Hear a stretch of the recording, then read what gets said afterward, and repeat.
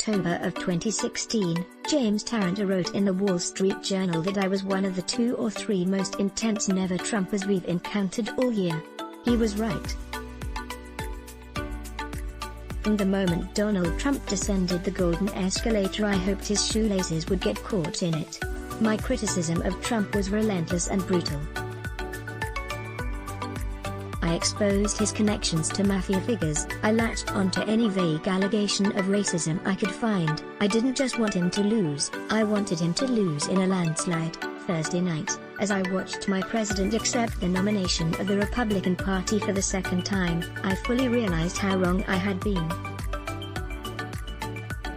This is not new for me, I'm wrong a lot. I am, after all, the guy who ran an article called Anthony Scaramucci is the man Trump needs 2 hours before he got fired. But this was different.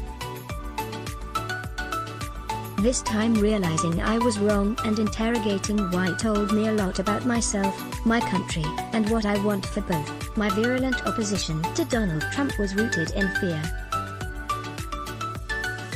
I was afraid of electing a man who had never held office to our highest office. I was afraid that the brash, unfiltered way he talked would careen the country into mayhem if he won, which I assumed was impossible. I was afraid that his nomination would hand generational power to a Democratic Party I already knew was sliding into fever dreams of socialist utopias.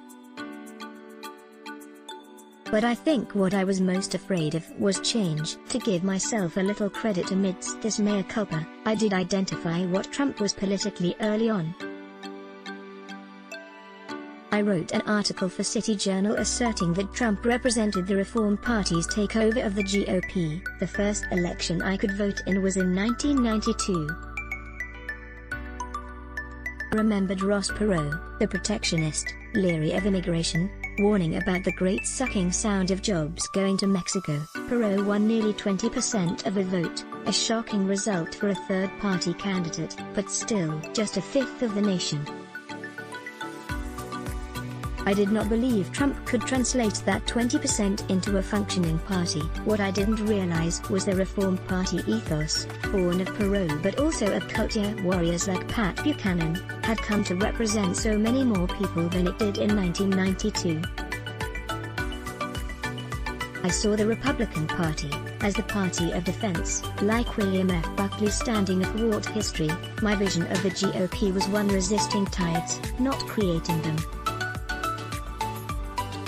In Trump I saw a faulty seawall that would give way to a parade of progressive horribles. I could not have been more wrong. Very quickly the president's conservative victories started to stack up. Actual conservative Supreme Court justices, not fair-weather institutionalists like John Roberts.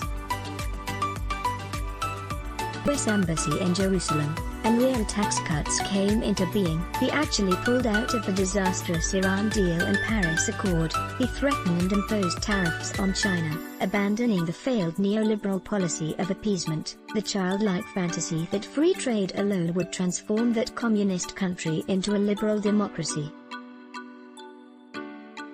Yes, I still cringed at some his remarks, and often wished he would step back from Twitter, but when I looked at the ledger of the good and bad he has done for our nation, the former flowed over.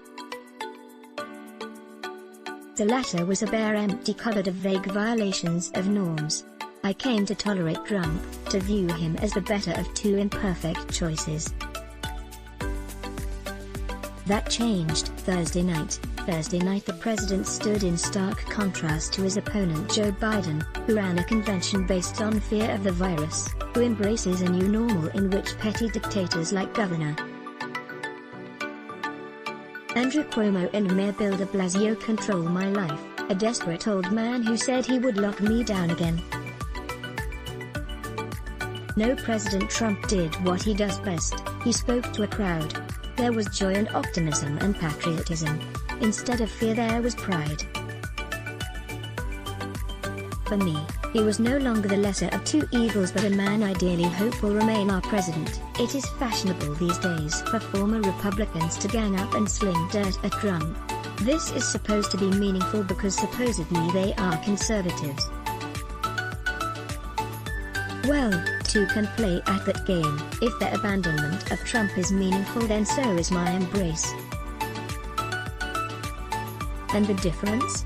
They represent a tiny, dying breed of think tank technocrats. I represent a vast constituency of Americans who have come to see the power of his leadership. I believe that Donald Trump will win re-election, though I warn you, as I said above, I'm wrong a lot. But it doesn't matter.